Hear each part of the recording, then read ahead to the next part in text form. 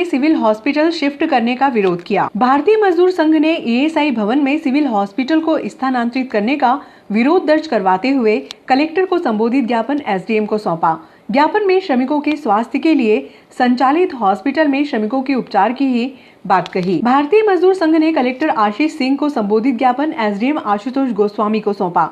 ज्ञापन में बताया कि ईएसआई हॉस्पिटल का संचालन श्रमिकों को बेहतर स्वास्थ्य सेवाओं के लिए किया जाता है। शहर के श्रमिकों द्वारा प्रति माह एक बड़ा अंश ईएसआई को दिया जाता है। ईएसआई केंद्र के अधीन संस्था है। ऐसे में सिविल हॉस्पिटल को ईएसआई भवन इंगोरिया रोड में स्थानांतरित नहीं किया जा सकता है। यदि सिविल हॉस्पिटल को ईएसआई भवन में शिफ्ट किया जाता है तो श्रमिकों को स्वास्थ्य सेवाओं के लिए इंतजार करना पड़ेगा। ज्ञापन में आरोप लगाया कि कुछ जनप्रतिनिधियों द्वारा श्रमिकों के हॉस्पिटल में कब्जा करने का प्रयास किया जा रहा है, जिससे श्रमिकों में जनप्रतिनिधियों के खिलाफ आक्रोश है। श्रीमान जिलाधीश महोदय, कोठी पैलेस, जिला उज्जैन, मध्य प्रदेश द्वारा श्रीमान अनुविभागीय अधिकारी महोदय, एसडीएम कार्यालय, नागदा जंक्शन, जिला उज्जैन, मध्य प्रदेश। विषय नागदा नगर इंगोरिया रोड स्थित कर्मचारी राज्य बीमा अस्पताल में सिविल अस्पताल को स्थानांतरित करने के संबंध में महोदय, नागदा नगर एक औद्योगिक नगर है जहाँ की आबादी लगभग 1.5 लाख से अधिक है। नगर के लगभग 10 से 15 हज़ार श्रमिक उद्योग में कार्य करते हैं, जिसमें लगभग 6,000 श्रमिक कर्मचारी इलाज हेतु ईएसआई पर निर्भर है। महोदय, यह योजना कर्मचारी राज्य बीमा अधिनियम 1948 के अंतर्गत श्रमिकों व उसके परिवार के चिकित्सा सुविधा एवं उनके हित की सुरक्षा करने के उद्देश्य से लागू की गई है, जिसके लिए कर्मचारी व नियोक्ता दोनों का मिलाकर 6.5% अंशदान देना होता था, जो 1 जुलाई से 19 से अब 4% देय होता है। महोदय, समाचार पत्रों के माध्यम से पता चला है कि कर्मचारी राज्य बीमा निगम जो कॉर्पोरेशन द्वारा संचालित है, अस्पताल में नगर के शासकीय अस्पताल को स्थानांतरित किया जा रहा है ताकि उसके पुराने भवन को तोड़कर नए भवन का निर्माण हो सके। महोदय, इंगोरिया रोड स्थित कर्मचारी राज्य बीमा श्रमिकों के लिए एकमात्र अस्पताल है जो इंदौर जो श्रमिकों के उपचार हेतु 24 घंटे खुला रहता है एवं इमरजेंसी में श्रमिकों को उपचार हेतु उज्जैन, देवास, इंदौर भी रेफर किया जाता है। इसके अलावा नगर में 2 औषधालय हैं, डिस्पेंसरी हैं, जहां पर पर्याप्त चिकित्सा सुविधाएं उपलब्ध नहीं है। यदि बीमा में शासकीय अस्पताल को स्थानांतरित किया गया तो श्रमिकों को कई परेशानियों का सामना करना पड़ेगा। वह नगर के 6,000 श्रमिक व उनके परिवार के सदस्यों को अंशदान देने के बाद भी पर्याप्त चिकित्सा सुविधा का लाभ नहीं मिलेगा।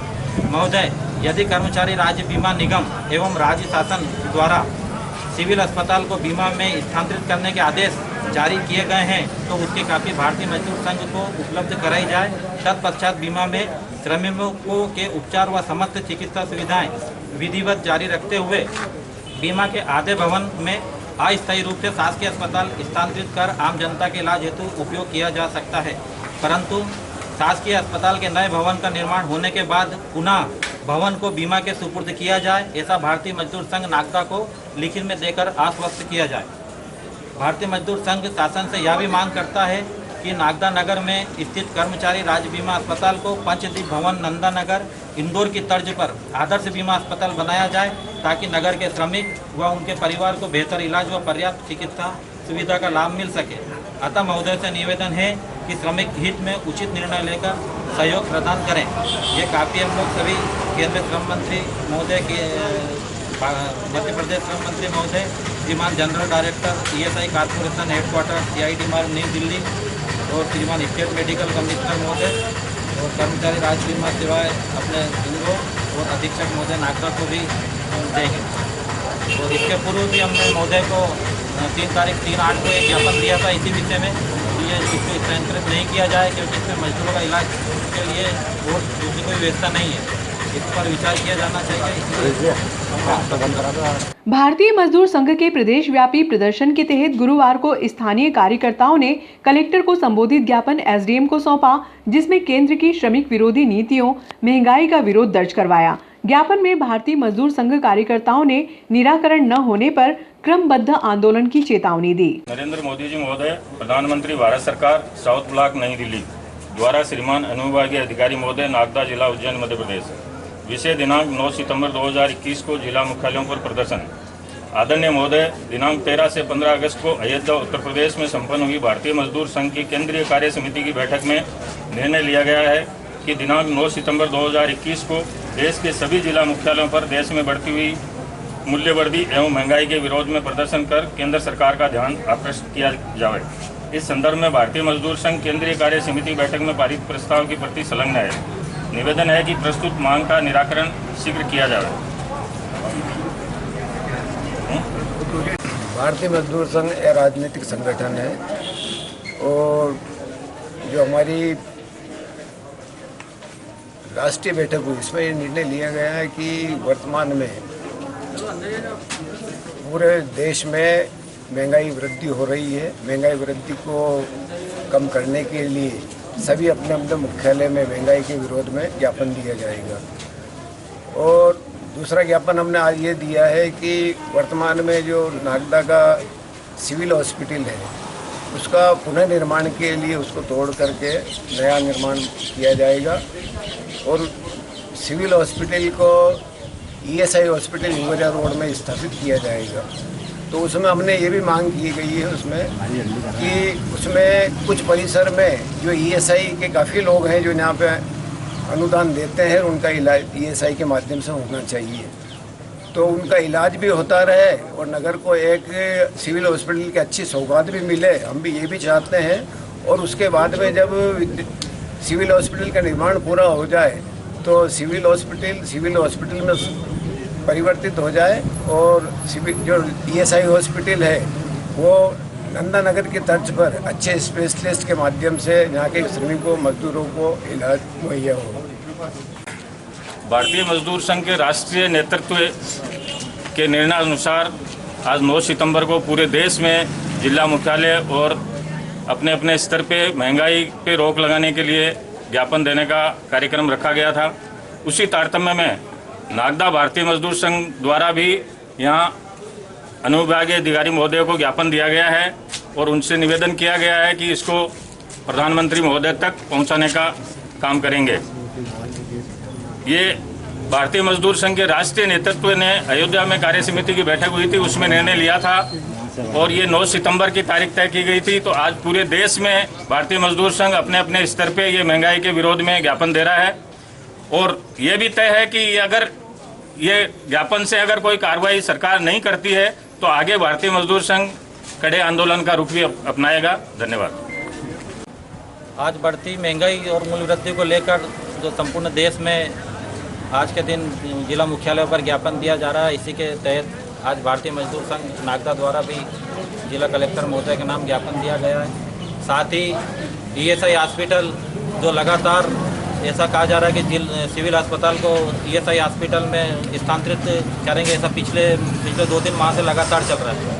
पिछले इसी विषय में हमने 3-8 को भी एक ज्ञापन दिया था जिसमें मांग की गई थी कि इस तरह से सिविल हॉस्पिटल को वहाँ स्थानांतरित नहीं किया जाए क्योंकि वह मजदूरों का अस्पताल है और मजदूरों के अंशदान से चलता है और कारपोरेशन द्वारा चलाया जाता है, जिसमें किसी भी सिविल या बाहरी सरकार का कोई पैसा नहीं लगा है, वो सीधा मजदूरों का अस्पताल है। परंतु फिर भी यहाँ के कुछ जनप्रतिनिधि या कुछ जागरूक लोग इस तरीके से एक माहौल बना रखा है कि वो उसको इधर स्थानांतरित किया जाए बीमा अस्पताल में।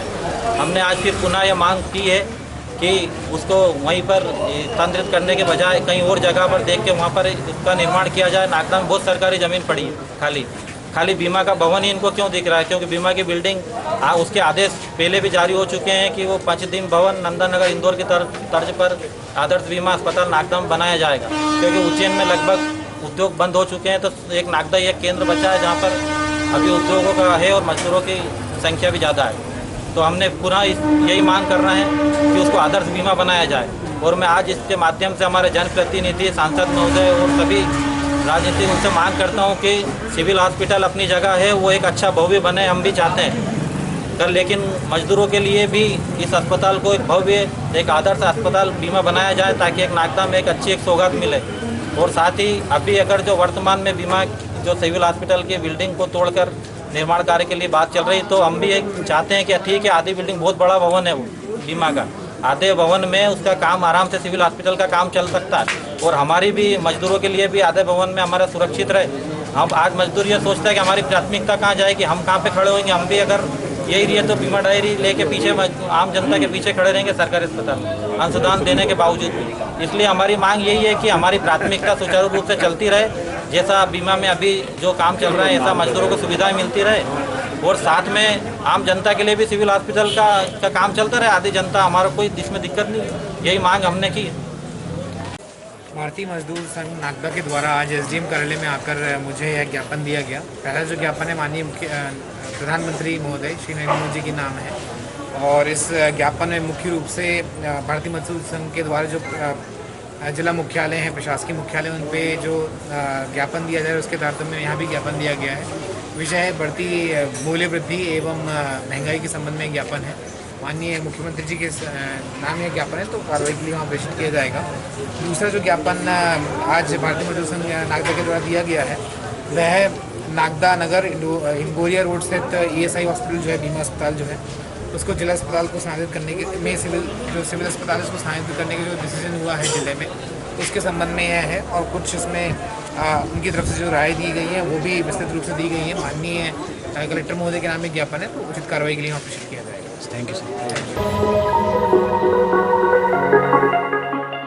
अखिल भारतीय प्रजापति कुंभकार महासंघ द्वारा गुरुवार को गरीब पिछड़ी बस्तियों में प्रशासकीय अधिकारियों व सामाजिक संस्थाओं के साथ 101 मिट्टी के गणेश जी वितरित किए गए। महासंघ के तहसील अध्यक्ष ने बताया कि मिट्टी के गणेश जी में तुलसी के बीज डाले गए हैं, जिससे घर में ही गणेश जी के विसर्जन के पश्चात मिट्टी को आंगन में अथवा गमले में डालने पर तुलसी के पौधे के रूप में हमें प्राप्त होगा। महासंघ के सदस्यों ने SDM Ashutosh Goswami, CSP Manoj Ratnakar, TI Shyamchandra Sharma, तहसीलदार आशीष खरे, नायब तहसीलदार नवीन चित्रोले आदि को गणेश जी भेंट किए।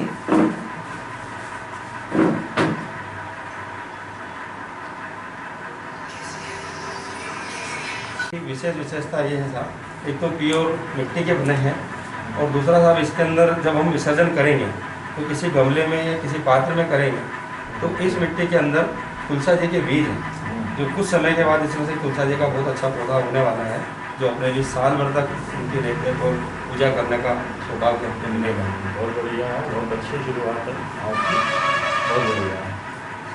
आप भी आज नागदा में प्रजापति समाज के द्वारा एक मुझे भगवान गणेश जी की मिट्टी से बनी हुई प्रतिमा भी भेंट की गई है और इसकी विशेषता ये है कि इस मिट्टी में तुलसी जी के बीज भी हैं शामिल। तो इसमें कहीं गमले में या बाल्टी में या कहीं भी अपन इसको विसर्जन करेंगे तो उनका ये आशा है इसमें तुलसी जी के बीज से उसमें तुलसी जी का पेड़ ऑटोमेटिक निकल आएगा और ये बहुत ही अच्छी शुरुआत है। और तुलसी जी के पत्ते तो कई बीमारियों में और स्वास्थ्य के लिए बहुत ही लाभदायक है। मैं प्रजापति समाज का बहुत तहे दिल से बहुत आभार और धन्यवाद देता हूं कि इन्होंने एक अच्छी सोच की शुरुआत की है। Thank you sir. मार्क्स वाले विदाउट मार्क्स वाले मिट्टी में हमने जो बनाया है इसके अंदर तुलसा जी के बीज है। इसको जब अपन विसर्जन करेंगे थाली में या गमले में तो कुछ समय के बाद इसमें तुलसा जी का एक पौधा उगेगा जो पूरे साल भर तक इसकी सेवा अपने करने का मौका मिलेगा। तो इसको नदी में विसर्जन करने की आवश्यकता है, घर में ही गमले में। इससे प्रदूषण भी नहीं होगा पर्यावरण। Thank you. प्रजापति समाज नागदा के द्वारा आज एसडीएम कार्यालय में आकर यह मिट्टी से बने हुए भगवान गणेश की प्रतिमा मुझे आज प्रदान की गई है। सबसे पहले तो मैं इनका आभार व्यक्त करना चाहूँगा। दूसरी बात इसकी खासियत ये है कि ये जो पूर्ण रूप से मिट्टी से बना है, नेचुरल कलर से बना हुआ है, इसके अलावा इसमें तुलसी के जो बीज हैं वो भी इसमें डाले गए हैं। तुलसी के बीज से ये है कि जब इसको विसर्जन किया जाएगा घर में यदि गमले में इनके ऊपर रखा जाता है और पानी डाल दिया जाता है तो कुछ समय बाद तुलसी का पौधा इसमें निकल के आएगा और साल भर तक वो रहेगा। तो बहुत ही अच्छा यह अनुकरणीय पहल है और मैं सभी नागदा अनुभाग के सभी नागरिकों से, मीडिया बंधुओं के माध्यम से आग्रह करना चाहूँगा कि मिट्टी के गणेश जी को ही हम अपने घर पर लाएं, उन्हीं की पूजा करें, सेवा करें और 10 दिन बाद पश्चात जब हम इनका विसर्जन करेंगे भगवान का तो कहीं ना कहीं एक नया जीवन उसमें निकल के आएगा, तुलसी जी का पौधा निकल के आएगा। तो इस अनुकरणीय पहल का बहुत बहुत साथ हुआ है। Thank you. प्रजापति महासंघ की ओर से है और इसकी सबसे बड़ी विशेषता है कि एक तो मिट्टी की है और दूसरा इसके अंदर तुलसा जी के बीज मिश्रित हैं।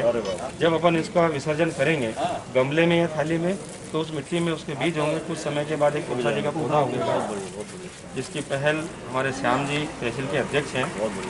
आप दौलत राम जी प्रजापत मंडल में और जिले के अंदर आपके माध्यम से जो है भगवान गणेश जी हमारे यहाँ विराजमान होंगे और बहुत बहुत शुभकामनाएं आप सबको इस त्यौहार को मिलके और कोविड के नियमों का पालन करते हुए अपन मनाएं और हमारे लायक कुछ भी हो। आपका ये तो ठीक है, ये मिलने मिलाने का एक माध्यम बन गया, कुछ भी हमारे तहसील जैसे गणपति जी की प्रतिमा दी गई तो बताया गया कि ये इको फ्रेंडली गणेश जी हैं, मिट्टी से बने हुए हैं, क्या जब घर पे इनका विसर्जन किया जाएगा तुलसी के पौधे भी हैं, मतलब जो बीज है तो इससे क्या पौधे लगेंगे। तो इको फ्रेंडली जो गणेश जी का भी जो चल रहा है कि इस समय प्रकृति को भी बचाना है, क्योंकि साथ में हमें उससे साथ चलना है, सर्वाइव करना है। तो हम देख रहे हैं गंभीर समस्याएं उत्पन्न हो रही है, तो इसके लिए दिए, जिससे हम उनको धन्यवाद करते हैं।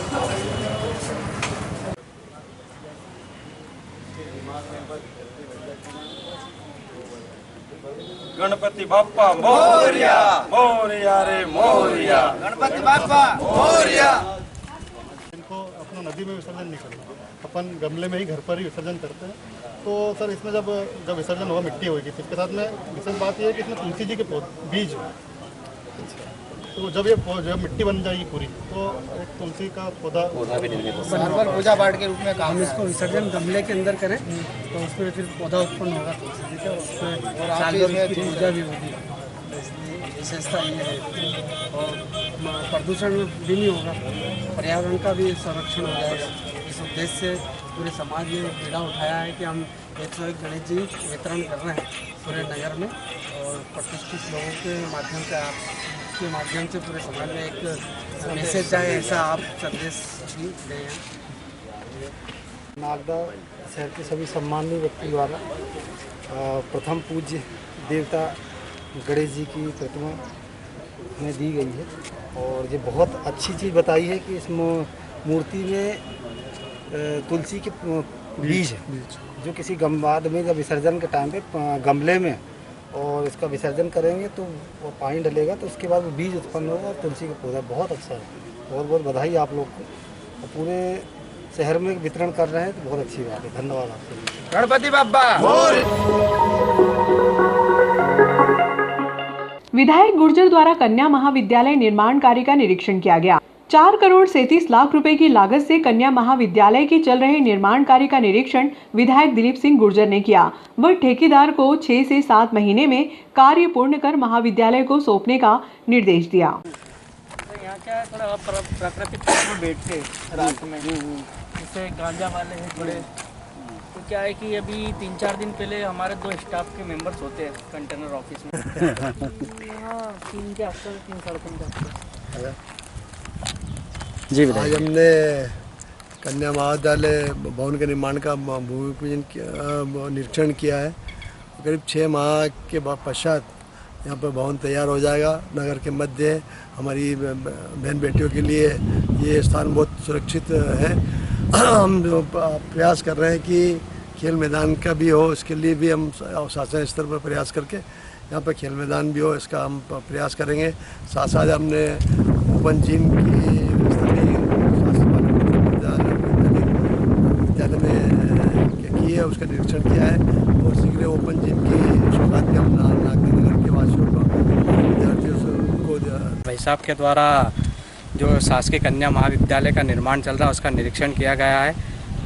भाई साहब के ही कार्यकाल में उसकी स्वीकृति मिली थी कॉलेज डालने की। उसके बाद 5 साल तक जो ठंडे बस्ते में चला गया था राशि आने के बाद भी, क्योंकि जगह ढूंढ नहीं पाए थे पूर्व के जो थे। पर जैसे ही सत्ता कांग्रेस की बनी थी, हमने 3 महीने में एक सुरक्षित जगह ढूंढी है बीच नागदा में, जिससे कि बालिकाओं को किसी भी तरह की कोई तकलीफ नहीं हो सके। वो 3 महीने में ढूंढने के बाद, क्योंकि कागजी प्रक्रिया रहती है, पहले वहाँ पर कॉलेज खुलने का था, उसके बाद जो कागजी प्रक्रिया रहती है, कई हमने देखने को मिलता है कि कागजी प्रक्रियाओं में 2-2, 3-3 साल लग जाते हैं ट्रांसफ़र करने पर। क्योंकि हमारी इच्छा थी कि एजुकेशन को किस तरह से बढ़ाया जाए, कई सालों से मांग थी कि बालिकाएँ 2 कमरों में पढ़ रही थी, तो हमने 1-1.5 महीने में उस कागजी प्रक्रिया को पूरा करा, और जिसका आज नतीजा ये है कि आज ये बिल्डिंग 6 महीने में यहाँ बनकर तैयार हो जाएगी। विधायक जी को मैं बहुत बहुत धन्यवाद देता हूँ कि शिक्षा के क्षेत्र में इसी तरह से कई कार्य किए हैं। और दूसरा, हमने एक ओपन जिम का भी आज निरीक्षण करा उस जगह का, और 10 से 15 दिन में हम उसको भी चालू कर देंगे, क्योंकि कोरोना काल में ओपन जिम बहुत लाभदायक रहेगी लोगों के लिए। बस इसी के लिए आज अपनी